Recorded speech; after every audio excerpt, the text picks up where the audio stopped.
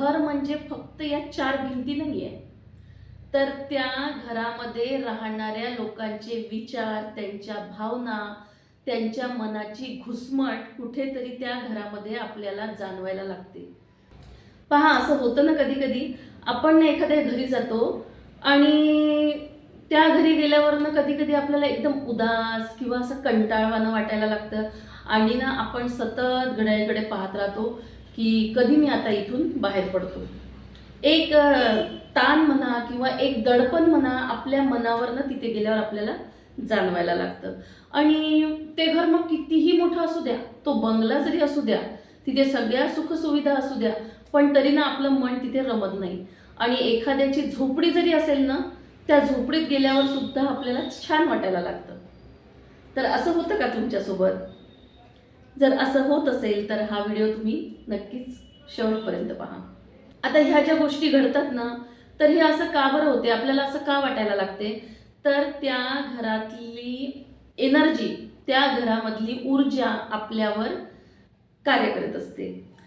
एखाद्या घरामध्ये जर खूप पॉझिटिव्ह एनर्जी असेल तर आपल्याला तिथे गेल्यावर प्रसन्न वाटते.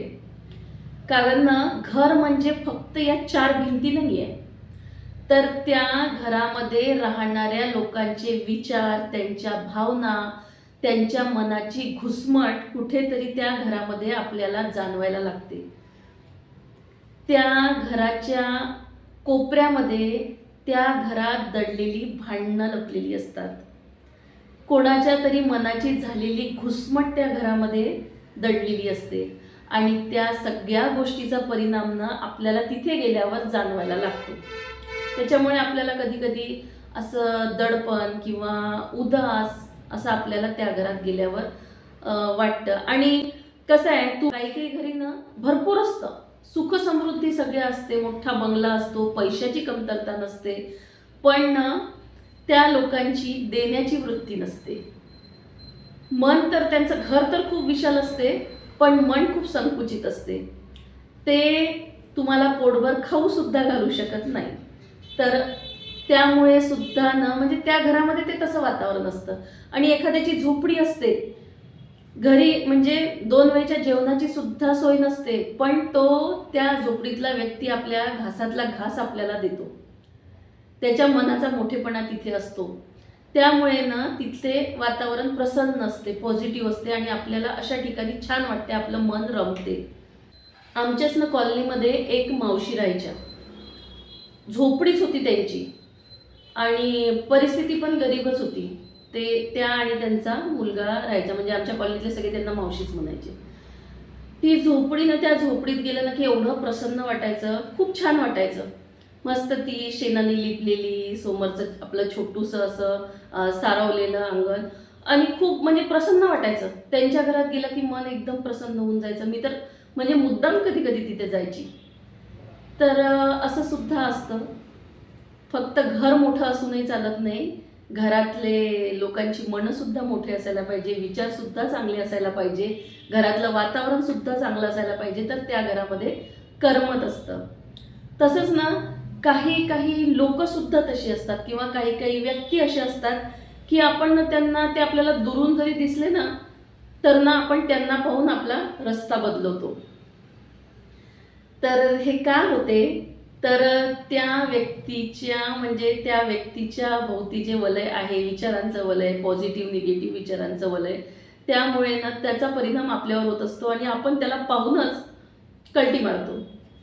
किंवा एखाद्याचा फोन आपल्याला जर फोन आला आणि आपल्याला दिसला, म्हणतो अरे देवा, आता हा मला नक्की पकवणार, असं आपण म्हणतो. असं होते की नाही? होते, माझ्यासोबत तर होते रे बा असं. किंवा काही काही लोक असे असतात ना, खूप एनर्जेटिक, त्यांच्याकडे पाहूनच आपल्याला ना एकदम फ्रेश वाटायला लागतं. म्हणजे त्यांच्याकडे पाहिलं ना तरी आपला ताण कमी होतो. खूप त्यांच्यासोबत ना अगदी भरभरून बोलावं असं वाटतं, खूप आपलं मन मोकळं तिथे करायची आपली इच्छा होते. कारण आपल्याला माहीत असते की हा व्यक्ती आहे ना, हा आपलं ऐकून घेणार आहे, तो काहीतरी आपल्याला निश्चितच चांगलं सांगणार आहे, तो चांगलाच ॲडवाईस आपल्याला देणार आहे आणि आपल्याला कुठेही जज करणार नाही आहे. तर असं काही काही व्यक्तींना पाहून होते. एखादा व्यक्ती जर बोलत असेल ना तर आपल्याला असं वाटत होती की हा बोलतच राहावं आणि मी याचं बोलणं ऐकतच राहावं, म्हणजे तो कधी थांबू नये असं आपल्याला वाटते. खूप म्हणजे असं मन मोकळं आपण त्याच्या पुढे करू शकतो. आपल्या मनातलं आपल्याला त्याला सांगायला म्हणजे कुठेच आपल्याला संकोच वाटत नाही. तर असे काही काही लोक असतात की ज्यांच्यासोबत बोलून आपल्याला खूप छान रिलॅक्स फील होतं.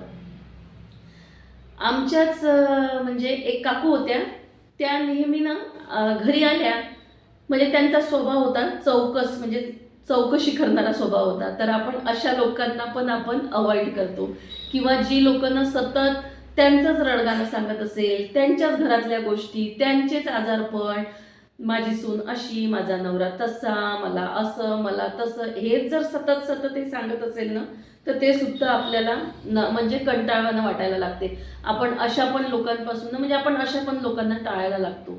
कारण ना त्यांच्याभोवती एक निगेटिव्ह एनर्जी तयार झालेली असते. ते विचारांचं नकारात्मक वलय त्यांच्याभोवती असते आणि त्या वलयाचा परिणाम आपल्यावर होत असतो आणि आपल्याला ते कंटाळवाणं, उदास वाटायला लागतं.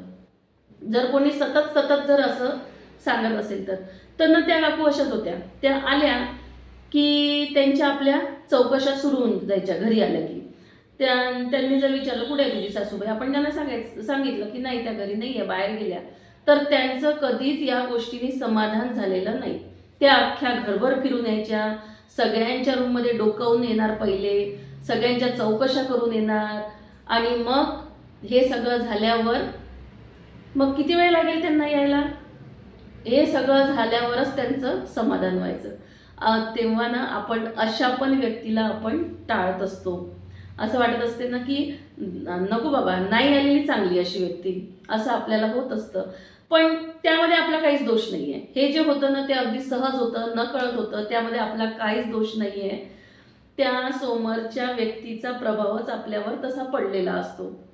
एखादं व्यक्तिमत्व आपल्याला खूप आकर्षित करतं आणि एखाद्याकडे म्हणजे आपल्याला आपण त्याला पाहून अगदी रस्ता बदलवतो, असं असतं.